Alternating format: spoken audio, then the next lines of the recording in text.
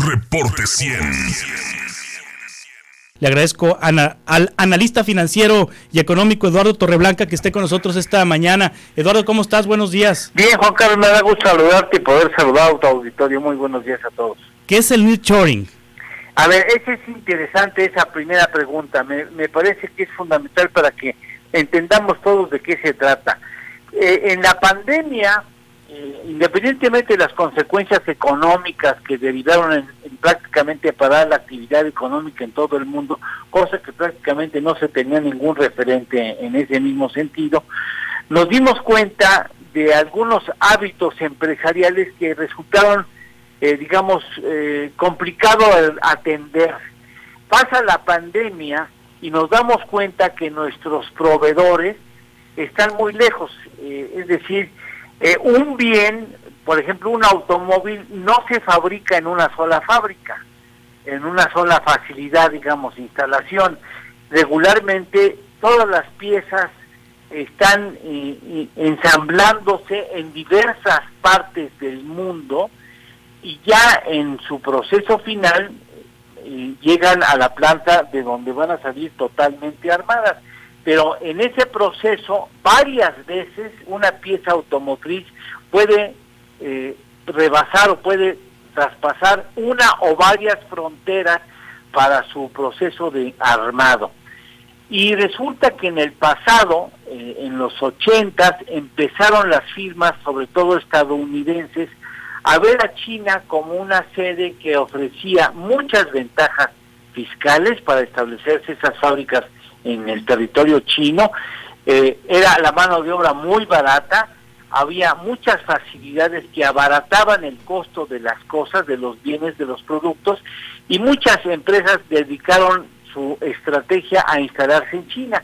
Pero cuando viene el problema de la pandemia, pues China cerró sus puertas, igual que muchas otras naciones, y entonces ni tuvieron las piezas, y cuando las tuvieron había un problema muy serio para trasladar esas piezas a través de los puertos, porque también China fue muy particularmente celoso en que no hubiera COVID en los puertos marítimos, no se podían llegar las piezas a esos puertos, no podían salir esas piezas por los puertos, no había suficientes contenedores, y todo eso complicó mucho las cosas, que derivaron, por ejemplo, en que si tú querías en México o en otro país del mundo comprar un automóvil, resulta que tenías que esperar 2, 3 o más meses para que te dieran ese producto que tú querías comprar.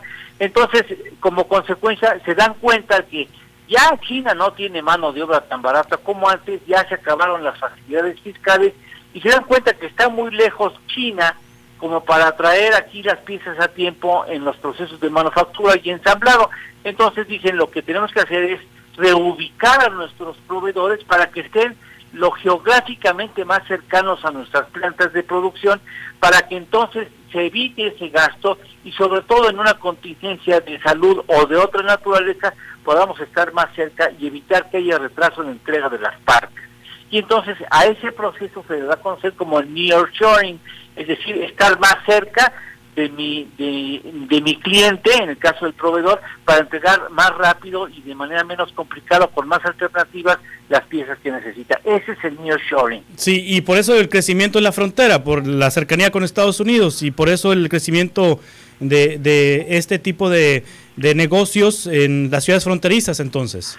Exactamente, porque te voy a decir una cosa, la Ciudad de México es la ciudad con mayor, dinamismo en el turismo de negocios. Sí. Es fundamentalmente vive de eso, el turismo en la Ciudad de México está sumamente ligada a los asuntos vinculados con cuestiones empresariales, convenciones, en fin.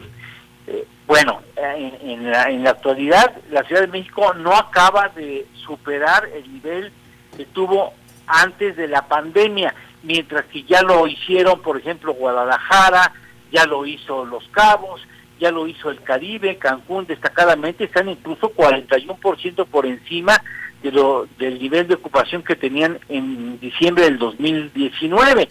y la única ciudad que está atrás en esa recuperación es la Ciudad de México.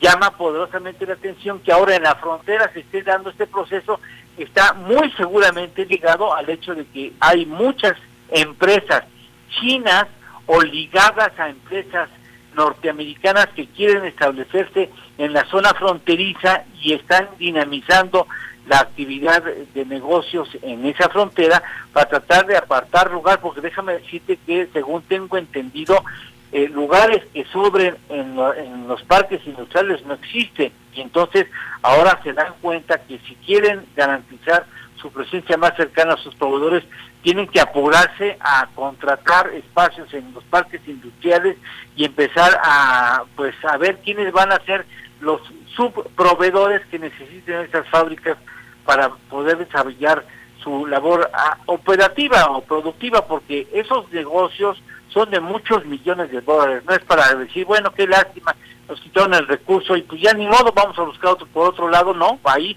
son recursos tan altos los comprometidos en estas operaciones que los chinos o los mexicanos o los europeos no tienen la posibilidad de decir, bueno, pues ya ni modo, no, se tienen que mover a donde el cliente se siente más cómodo para que ellos sigan desarrollando sus actividades productivas. Si regularmente Hermosillo y Sonora aparecen rezagados frente a otros estados fronterizos como Baja California, como Chihuahua, como Nuevo León, en este tema de turismo de negocios, aparece inclusive mejor que Ciudad Juárez, aparece pues muy pegadito a Chihuahua, muy pegadito a Tijuana, y pues en esta recuperación del turismo de negocios muy por encima de Nuevo León, de Monterrey, de Nuevo León. ¿Cómo explicar entonces esta situación de Hermosillo? ¿Es por esto del nearshoring, Eduardo? Pues yo creo que es una forma de explicarlo. Sí.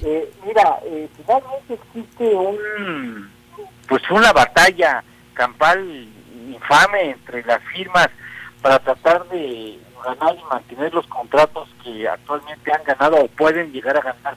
Es decir, creo que también aquí los responsables de actividades económicas de las ciudades, de los municipios o de los estados tienen que estar muy a las vivas para ganarse los contratos los más atractivos posibles en beneficio de su población y del empleo que pueden generar. Se ya ha trascendido hoy en la prensa capitalina que Elon Musk, Tesla, está a punto de dar a conocer un contrato para instalarse en Nuevo León que pudiera ser de los más atractivos históricamente hablando para el país. Se habla de más de 10,000 millones de dólares de inversión en varios tramos del proceso, y finalmente recuerda que los estados también tienen que dar una pelea frontal para ofrecer garantías, ofrecer beneficios o estímulos fiscales para que las grandes firmas se establezcan en nuestros territorios, generen empleo, generen derrama económica y pueda esto permitir un beneficio para las poblaciones en donde estarán asentadas, ¿no? Eduardo Torreblanca, muchas gracias por este análisis, como siempre. Al contrario, te agradezco a ti, Juan Carlos, que te tengas una excelente semana, igual que tu público. Igualmente, para ti, Eduardo Torreblanca. Reporte 100.